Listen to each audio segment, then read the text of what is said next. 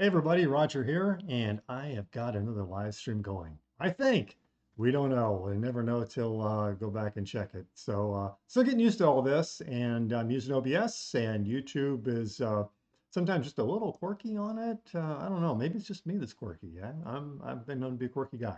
So anyway, we're going to talk about buying gold and silver for the right reasons. Now, I was just reminded of this today because I read a 5 for 5 by a guy who kind of for some reasons doesn't want me to promote him. I guess he doesn't want to be attached to me in any way, shape, or form. So I won't mention his name, but he does a great job, and I like what he says, like what he does. But the point is, are you buying gold and silver at all?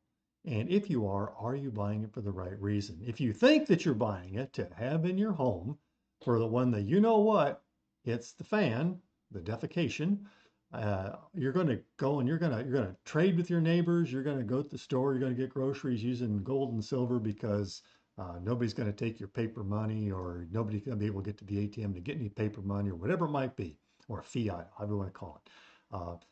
I think that's the wrong reason. He points out that during Hurricane Katrina, we had a large area of the United States that was really in bad shape, and people traded other things. Uh, but in fact, maybe I've even heard, and he didn't mention it, but I've heard whiskey is sometimes the thing you want to have to trade. But people weren't using gold and silver. Might have been using ammo, might have been using diapers, might have been using toilet paper during COVID, for heaven's sake, but usually not gold and silver. Why? Well, most people don't even know how to value it. Mark Dice will prove that most people can't even recognize it, and when they do, they don't know what it is, what it's worth.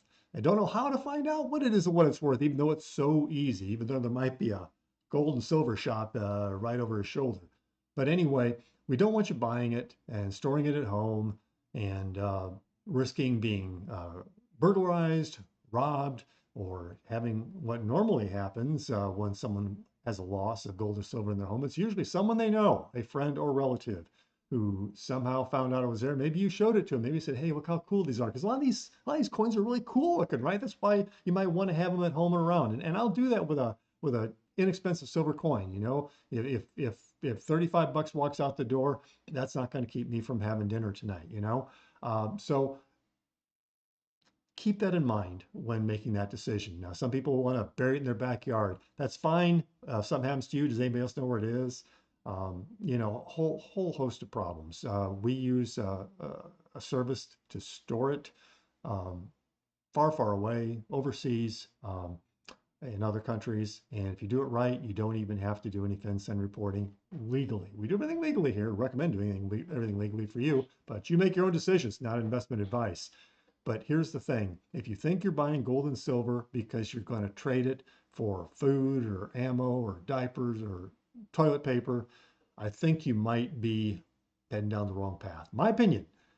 What you want to be buying gold and silver for is the eventual demise of the fiat currency. Every single one has gone to zero eventually, usually in less time than what the US dollar has. Although keep in mind, the US dollar over history has had its troubles, or what the predecessors to today's Federal Reserve notes. Let's put it that way.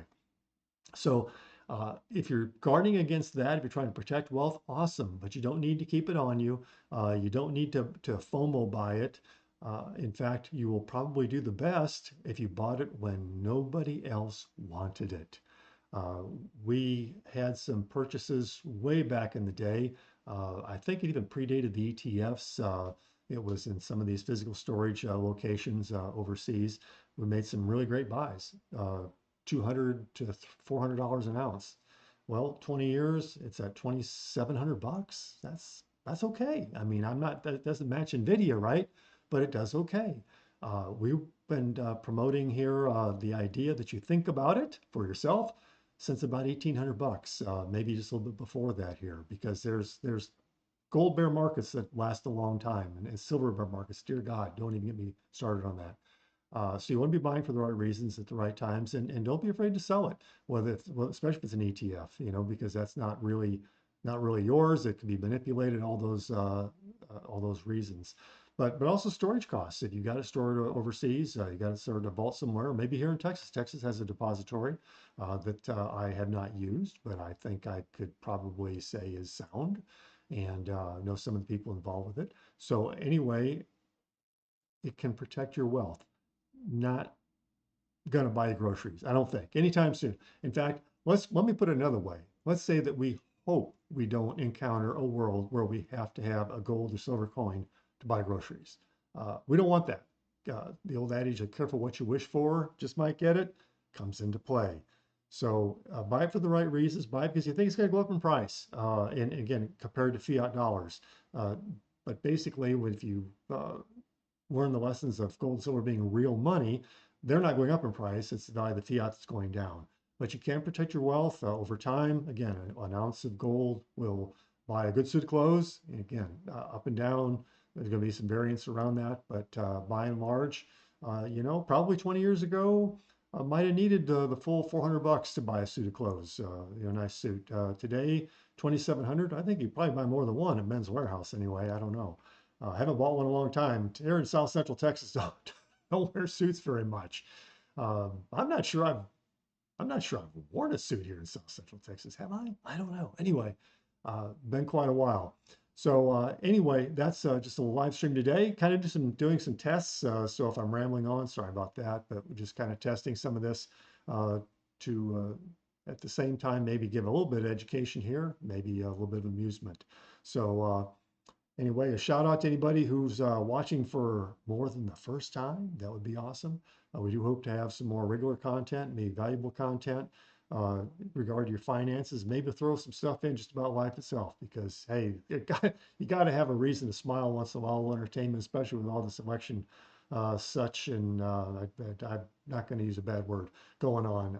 Need to have a reason to smile. So it's a sunny day here in South Central Texas. It's still warm. We can still get in the pool. A little help from the heater maybe might help, but it's a Friday and hope you're having a good one. We will talk to you soon.